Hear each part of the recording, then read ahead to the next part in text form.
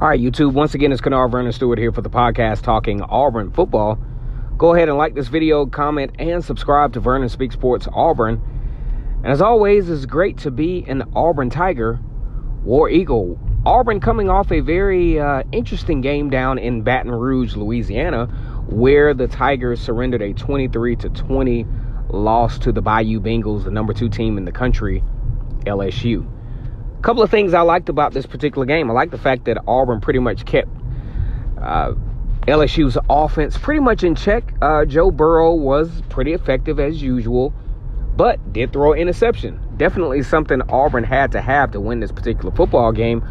Also, they did have that crucial turnover that I thought Auburn had to have to give themselves an opportunity.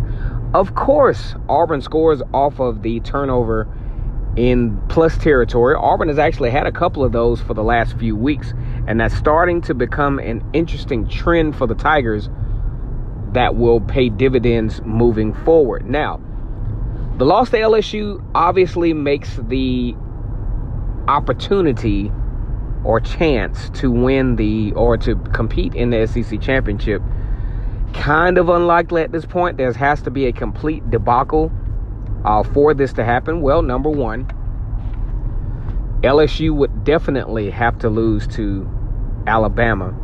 Number two, LSU would definitely have to lose to Texas A&M and Arkansas, in my opinion, for Auburn to have an opportunity. And of course, Auburn has to, of course, win out. Now, when you look at the beginning of the season, when we talked about what we thought this Auburn team could potentially do, the SEC championship was not on the table, period. Or at least for me. I'm talking 9-3, 10-3, 10-3 with the bowl game. That is definitely still on the table. Not that that's what we want, but it's definitely something that's still attainable and somewhat of a realistic goal at this point. But the odds will get a lot more slim if there is not a quarterback change. I like Bo Nix. I like what he has accomplished to get himself into this position as the starting quarterback at Auburn.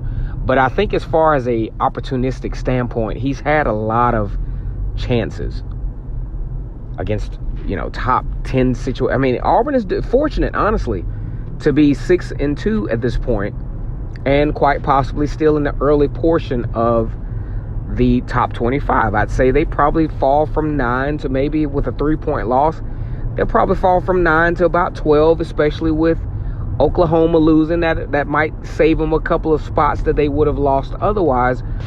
But at the same time, it's getting to the point where it's borderline unnecessary. Number one, what will it hurt? You haven't had a true freshman quarterback at Auburn since 1946. Now it's starting to show why you haven't had it. Because typically, especially in the SEC, especially in this league, a true freshman quarterback usually doesn't pan out. Especially not to the level that Auburn needs it to at this point. You need an elite quarterback, which I don't think is on the roster.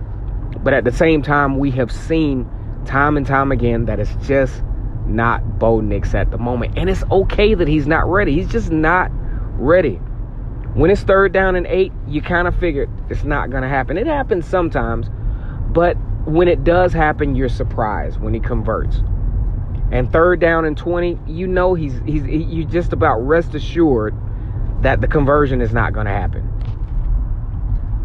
So I'm thinking at this point, Gus Malzahn owes it to his team to give these guys an opportunity to just get another look to see if Joey Gatewood could possibly be the answer to the offensive questions. Well, number one, we got some help with the running game with DJ Williams. I think he's good to go. He's a 4-star recruit that his talent has immediately transferred over to Power 5 football.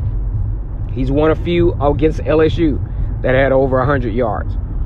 But at this point, you got to give it a shot. You got to give it a try. You got to think that,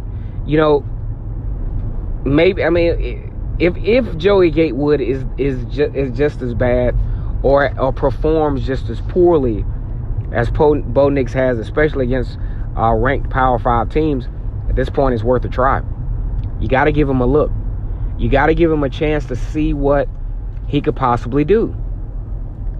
Because you continue down a path to where, yeah, the players are kind of on Bo Nix's side, but you got guys who came back to Auburn for an opportunity to win,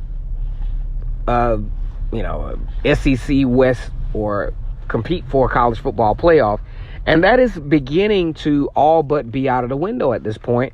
I'm not going to blame it totally on quarterback play, but I think it plays a huge role. I think at this point, Gus Malzahn has to send the message to his team that, hey, this quarterback battle is back open again. We got a few more games left. We got some very important games left. Ole Miss, Georgia, and Alabama. If Auburn can find a way to win those, very successful season. 10-2, 9-3. But man, you got to do something with this quarterback situation. It's at the point of critical mass.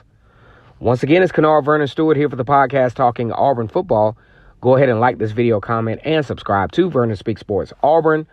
And as always, it's great to be an Auburn Tiger. Great defense tonight, guys. War Eagle.